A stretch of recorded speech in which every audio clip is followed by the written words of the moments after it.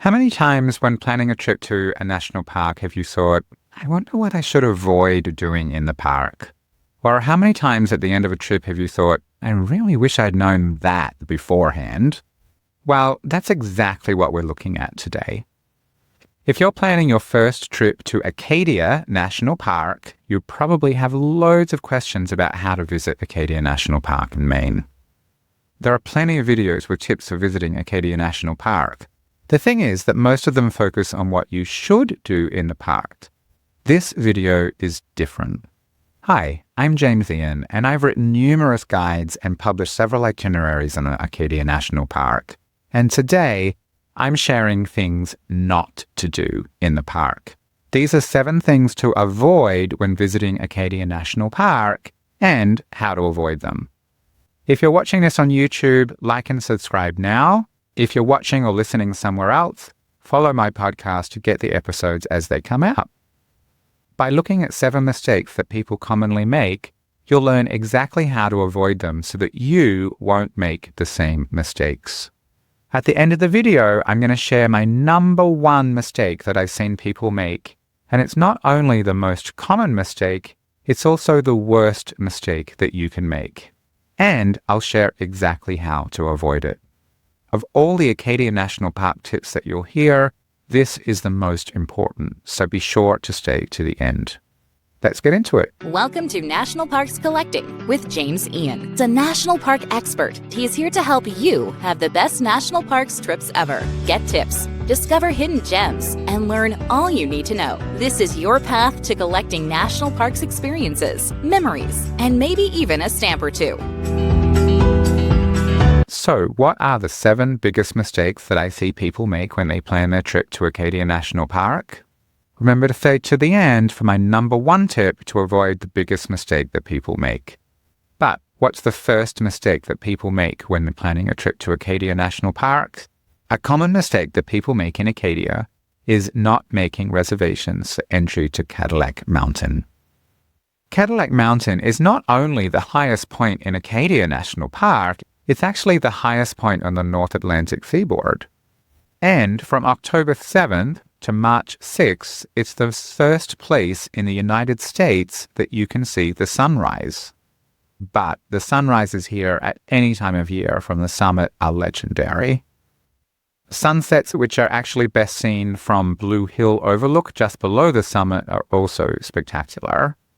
In fact, the views looking out over the surrounding mountains, the islands, and the oceans are beautiful any time of the day and absolutely worth going. The road up to the summit of Cadillac Mountain is open from mid-April to the end of November. However, from late May to late October, you need a timed entry reservation to access the road. It's a very popular destination, and these reservations can get booked up in seconds of being released. So it's essential to know when the time slots get released and be ready to snap them up the second that they are. So basically, 30% of the tickets become available 90 days in advance of each date, and then the remaining 70% are released 2 days in advance. So don't make the mistake of missing these dates and missing out on one of the highlights of a trip to Acadia National Park. However, if you do make this mistake, or if you just aren't able to get tickets because they sell out so quickly, there is a solution. There's a shuttle, Cadillac Mountain Shuttle. It's privately owned. It's not part of the national park. It is paid, but it will take you to the top of Cadillac Mountain. What's another mistake that people make when planning a trip to Acadia National Park? Something that I think can negatively impact your visit is visiting Bass Harbor Head Lighthouse in the late afternoon. Now, Bass Harbor Head Light Station, as it's officially called, is the most photographed lighthouse in the country. It's a small lighthouse that sits atop a rocky cliffs at the southern end of Mount Desert Island. It's beautiful, it's cute, and it's most famous for being photographed at sunset. However, lighthouse is beautiful any time of the day, and in fact, sunrises here are equally beautiful. While capturing the perfect sunset shot might seem like a great idea, unless you're a very serious photographer, it's actually not. The thing is that the parking lot at the lighthouse is very, very small. There's just a handful of parking spaces. And once it's full, park rangers actually block access and only allow a vehicle to enter when another one leaves. It's usually like that from mid-morning to mid-afternoon, and that moves slowly. You might have to wait. But from mid-afternoon, everyone who's parked at the Lighthouse is there waiting for the sunset. So there's no one going out. There's no one going in. So if you're not there by around 3:30 in the afternoon, you basically have no chance of getting a parking space there. And then to photograph the sunset, you need to clamber out.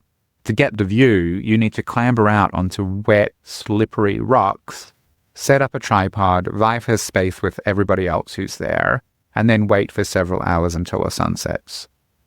So if you're a serious photographer, this might be worth it. If you're not, it's actually not a whole lot of fun. It's much better, I think, to spend your time enjoying the rest of the park and then visiting the lighthouse either for the sunrise or just sometime throughout the day instead. What's something else that people should avoid doing when they visit Acadia National Park? I see people do this all the time, but when you go to Acadia, it's a huge mistake not to get travel insurance. I know this isn't exciting, it's not sexy, it's not fun, but good travel insurance that covers things like medical expenses, lost or stolen property, trip cancellation, emergency repatriation, etc. is really important. Of course, not all insurance coverage is equal. You do need to check the policy very carefully to see what is and isn't included, particularly if you're going to be doing some hikes, for example, or some other adventure activities. Make sure that that's covered in your insurance policy. There are plenty of insurance options out there. I really like TravelX. If you're interested, there'll be a link in the description below. What's something else that people should avoid doing when they visit Acadia National Parks? Something that I see people do and it almost never goes well is getting a late start to the day or days. I know it's very tempting to sleep in on your vacation, wake up late, have a long leisurely breakfast, and then head out mid-morning. However, Acadia National Park is not the best place to do that, especially in summer, because it's crowded and getting up later will make a huge negative impact on your day. Much better to get up really early, grab a quick bite to eat, and then head into the park as early as possible. If you're driving, you'll be able to nab one of the very limited parking spaces that are available. If you're hiking, you'll have the trails and viewpoints mostly to yourself, which is really nice.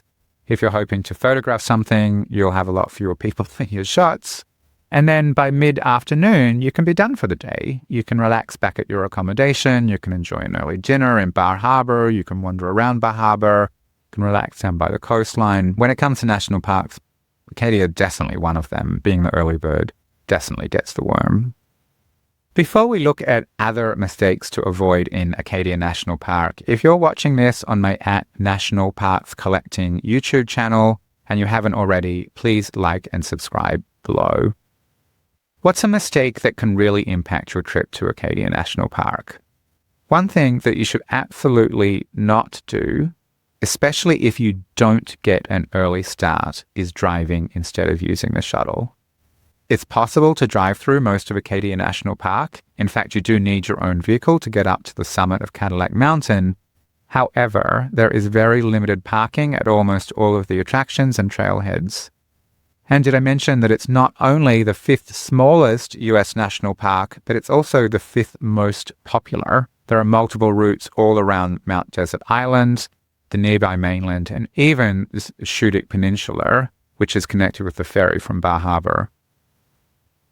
You can even rent bicycles in Bar Harbor and have them carried into the park on racks on front of the shuttle buses. So instead of driving and struggling to find parking, unless you're getting a very, very early start and staying in the one place most of the day, check out the Island Explorer routes and schedules. What's another mistake people often make when they visit Acadia National Park? There's a lot to do in Acadia, so a very common mistake I see people make is not having a detailed and flexible plan.